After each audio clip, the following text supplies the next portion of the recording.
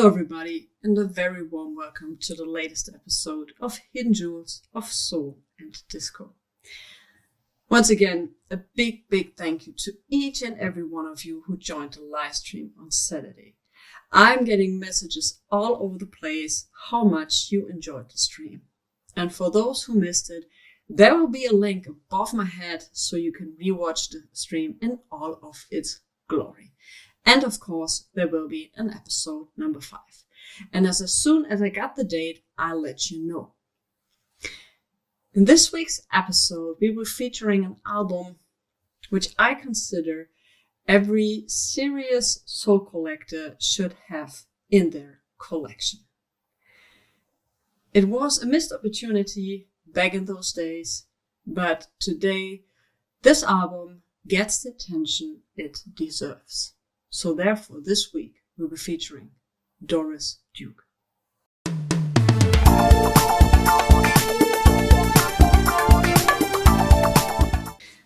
Doris Curry, which was her birth name, tried her luck in the beginning of the 60s as a singer at the Big Apple. She sang backing sessions and was also backing vocalist in the famous Apollo Theatre. In 1963, she recorded some demo tracks for Motown, but somehow they never got released. Her first single release, Running Away from Loneliness, in 1966, which she recorded under the name of her first husband, Doris Willingham, wasn't a success. Therefore, she got back into session music and backing music. In 1969, she also sang backing vocals with Nina Simone on her famous A Rare Evening, which was recorded in 1969 in Germany, which is, by the way, a great album. I'm a big Nina Simone fan, so I can only recommend her music. Anyway, in the same year, a producer, songwriter who deserves his own story, who is one cult creature in the music business of the last century, signed her as a solo artist. And his name was Jerry Williams Jr. In 1969, he quit his job at Atlantic Records to get started himself. He wanted control over his music, over his songwriting, and that wasn't possible at Atlantic. So he tried to do his own way. And his first collaboration was Doris Duke's debut album, I'm a Loser. And we will be focusing on this album. She recorded some more albums which weren't really a success because this one is an absolutely masterpiece. And the follow-ups album, which came out in 1971, which was called A Legend in Her Own Time, and an album Woman, which she recorded in 1974, which got great reviews, but wasn't commercially a success, led to the thing that she retired. She had a little comeback in 1981, when she recorded the single, I'll Make a Sweet Man Out of You. So, why is this a masterpiece? And why it didn't almost came out? And why it wasn't a success back in the day when it came out? We will be discussing this after we've heard some snippets.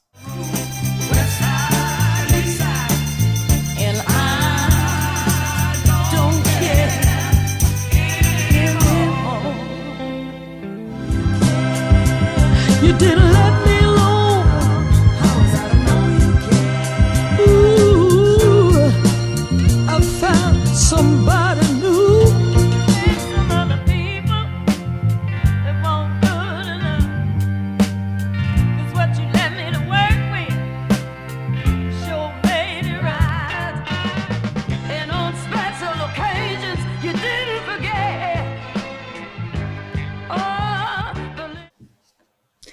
This album is considered as one of the greatest deep soul albums ever. And honestly, in my humble opinion, I can only agree with this. The first time I saw this album, I was like, I don't think the cover is very flattering. So I wish, Doris, gorgeous woman, I wish they would have used a different setting. But once you've heard the album, once you lived through that album, you kind of think they choose the perfect cover for this. This record was recorded at the famous Capricorn Studios in Georgia. And once this album was recorded, Williamson walked the streets of New York and trying to sell this record to any record company he could imagine. And they all turned him down. Why is that?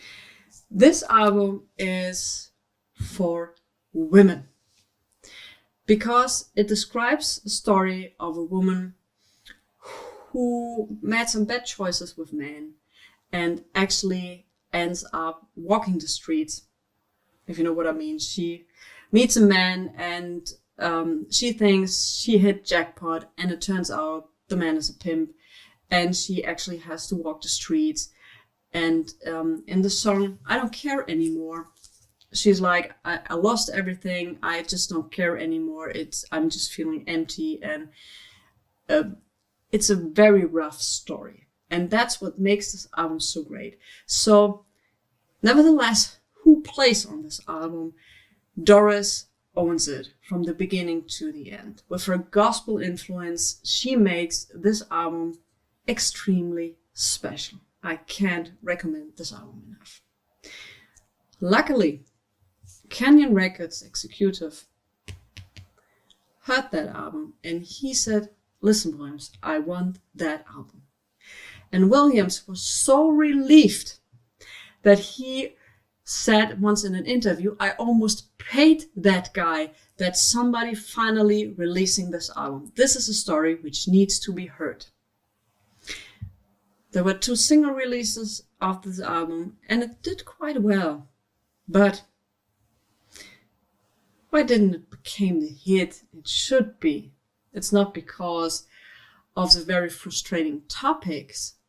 No, it's because Canyon Records collapsed and therefore the whole album. It was actually forgotten.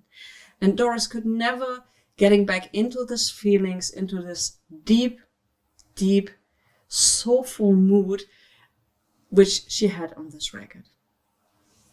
So therefore, if you are a serious soul collector, you need to have this in your collection.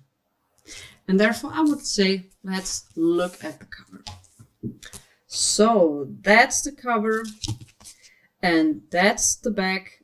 Someone wrote something on the back, but I was fortunate enough to get an OG pressing of this record for $20.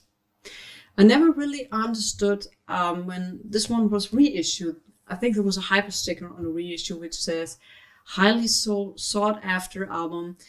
If I wanted, I would have always had the opportunity, at least on the big record fairs or some foreign flea markets, not in Germany, but on foreign flea markets, to get a version of that record.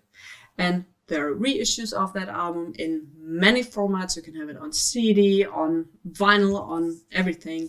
But you know me, I prefer the original. So, what's written on the back? What's written on the back? I would say they also talk about I Don't Care Anymore. It's a classic example of a man's inhumanity to women. While she desperately searches for a man's most elusive emotion, happiness, some women are never fortunate enough to have a man they can call their own. Their lives become a succession of compromises that they must succumb to, such as Christmas alone, cuddling up at night with a book, the dinner for 2 that only one attends. These are just a few of the situations that can be associated with To the Other Woman, which is also included on this track. And Jerry Williamson Jr. is one of the greatest songwriters you can imagine. He wrote or co-wrote almost every song on this record. And it's just, have you heard me before? I'm repeating myself. It's fantastic. So let's have a look at the record. This is side 2. So this is side 1 on the Canyon record, and this is side B on the Canyon record. Like I said, you have many possibilities to get it. It's also available on all major streaming services because it's today regarded as one of the greatest deep soul albums which was ever released. And unfortunately, Doris Duke died in 2019. But I think during the last years she could witness how much her legacy, especially with this album, survived, and how much she gave to some women who were listening to this record and could feel the pain, because these women were going through the same pain. And it's I'm not saying this is just for women. I'm not saying this. I also know many men who love that album because it's just so tremendously good. And I'm thankful that she had the opportunity to witness how much she gave the music and the soul lovers with this album. So once again, a big recommendation from me for serious soul collectors. Get a version of that record. Just get it. Trust me, get it. It's awesome. So this was it for this week's episode. On Saturday, I'll be having my talk with Andreas, the record manager, who also worked for Optimal, and we were having a little chat about quality issues with vinyl, record cleaning, hot stampers, colored vinyl, all those questions some of you gave me. If you still have some questions you want to be answered, put them in the comments below. I will ask him. Otherwise, I'm wishing you guys a great week. Stay safe, stay healthy, listen to good music, maybe Doris Duke, and have a great time. Bye.